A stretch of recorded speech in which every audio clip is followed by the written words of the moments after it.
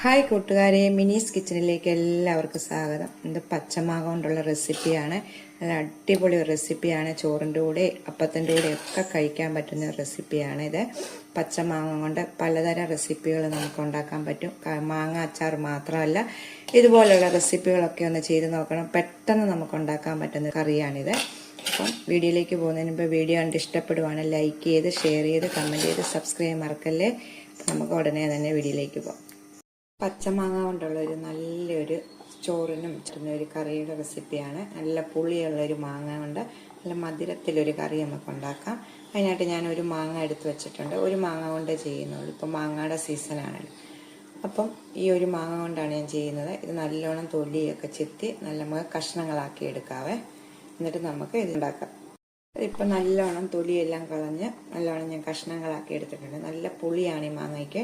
ഇപ്പോൾ ഒരു മാങ്ങ കൊണ്ട് ഞാൻ ഉണ്ടാക്കിയുള്ളൂ. ഇത് കൂടുതൽ മാങ്ങ ഈ രീതിയിൽ ഉണ്ടാക്കി നമുക്ക് വെച്ച് നാളുകളോളം കറിയായിട്ട് കൂട്ടാൻ പറ്റും കേട്ടോ. കറിയല്ല, ഒരു സൈഡ് ചോറിനൊക്കെ ഒരു സൈഡ് ഡിഷായിട്ട് നമുക്ക് ഉപയോഗിക്കാൻ പറ്റും. നമുക്ക് ചോറിനും ദോശയ്ക്കും ഒക്കെ കഴിക്കാൻ പറ്റുന്ന ഒരു കറിയാണ്. അപ്പോൾ ഇത് ഞാൻ കഷ്ണങ്ങളാക്കിയിട്ടുണ്ട്. ഇനി നമുക്ക് ചട്ടിക്കകത്ത് ഇത് ഉണ്ടാക്കാം. ഞാൻ മൺചട്ടിയിലാണ് ഉണ്ടാക്കുന്നത്. നമുക്കിത് എങ്ങനെയാണ് ഉണ്ടാക്കുന്നത് നോക്കാം. ചട്ടി അടുപ്പ് വെച്ചിട്ടുണ്ട്, ചൂടായി. അന്നേരത്തേക്ക് 2 ടേബിൾ സ്പൂണ് വെളിച്ചെണ്ണ ഒഴിക്കാവേ. വെളിച്ചെണ്ണയ്ക്കാണ് ഞാനിത് ഉണ്ടാക്കുന്നത്. വെളിച്ചെണ്ണ 2 ടേബിൾ സ്പൂൺ വെച്ചിട്ടുണ്ട്. ചൂടാകട്ടെ വെളിച്ചെണ്ണ നല്ലോണം ചൂടാകുമ്പോൾ അതിലേക്കൊരു 1/4 ടീസ്പൂണ് കടുക്. ഒരു മാങ്ങയുടെ അളവാണ് ഞാൻ പറയുന്നത്. നിങ്ങൾ എത്ര മാങ്ങ എടുക്കുന്നോ അതിൻ്റെ അനുസരിച്ച് ഓരോ സാധനങ്ങൾ ഇടാൻ നോക്കാം.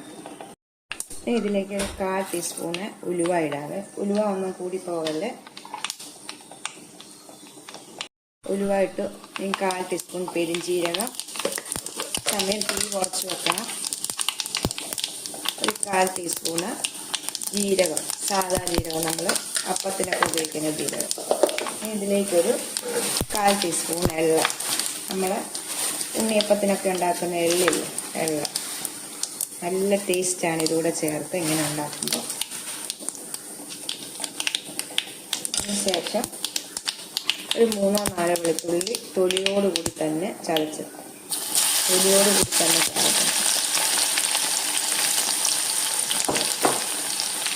നല്ലോണം ഒന്ന് മൂത്ത് വരട്ട്. വെളുത്തുള്ളി എല്ലാം മൂത്ത് വരുമ്പോൾ ഇതിലേക്ക് കട്ട് ചെയ്ത് വെച്ച് മാങ്ങ ഇടാതെ. നമുക്ക് എന്നിട്ട് ഈ എണ്ണയ്ക്കകത്തും ഇതിനകത്തിട്ടേക്കുന്ന ഈ മിക്സിനകത്ത് നമ്മൾ ഉലുവ, കടുക്, എള്ള് എല്ലാത്തിനും അവിടെ ഇത് നല്ലോണം മാങ്ങ ഒന്ന് വഴന്ന് വെക്കട്ടെ.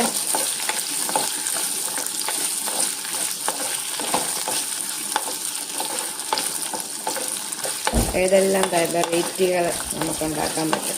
അച്ചാർ മാത്രമല്ല, ഇങ്ങനെയൊക്കെ ഒന്ന് ഉണ്ടാക്കി നോക്കണം എല്ലാവരും ഒന്ന്. മാങ്ങ നല്ലോണം ഒന്ന് വഴന്ന് വരുമ്പോൾ അതിലേക്ക് മുളക് ക്രഷ് ചെയ്തതാണ് ഇടേണ്ടത്. 2 ടീസ്പൂൺ ഇടണേ.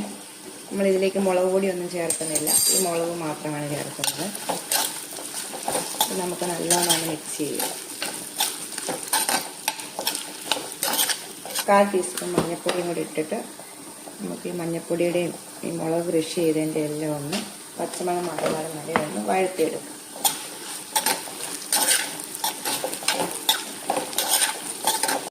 ഇതിലേക്ക് ഒരു പിഞ്ച് ഉപ്പ് ഇട്ടിട്ട് നമുക്ക് ഇച്ചിരി വെള്ളം ഒഴിച്ചതൊന്ന് നല്ലോണം ഒന്ന് വേവിച്ചെടുക്കണേ മാങ്ങ. ഒരു 1/2 കപ്പ് വെള്ളം ഒഴിച്ചിട്ടുണ്ട്. നമുക്കിതൊന്ന് നല്ലോണം വേവിച്ചെടുക്കും. മൂടി വെച്ച് നല്ലോണം കഷ്ണങ്ങൾ വേകട്ടെ. ഈ കഷ്ണങ്ങളൊക്കെ ചെറുതായിട്ടൊന്ന് ഉടച്ചു കൊടുത്തിട്ടുണ്ട്.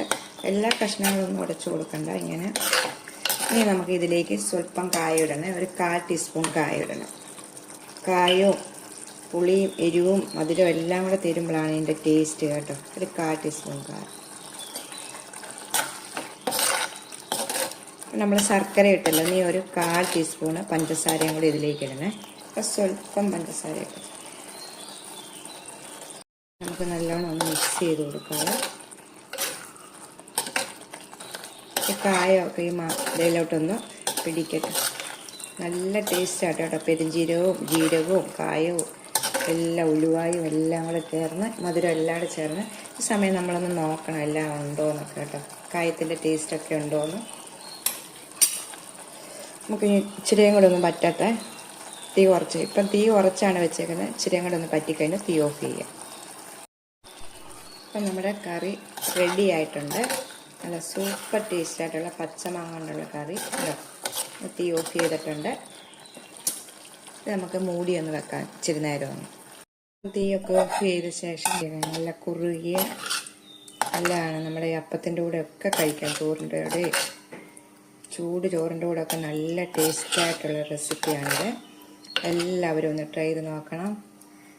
അടുത്തൊരു വീഡിയോ കാണാൻ ടാറ്റാ.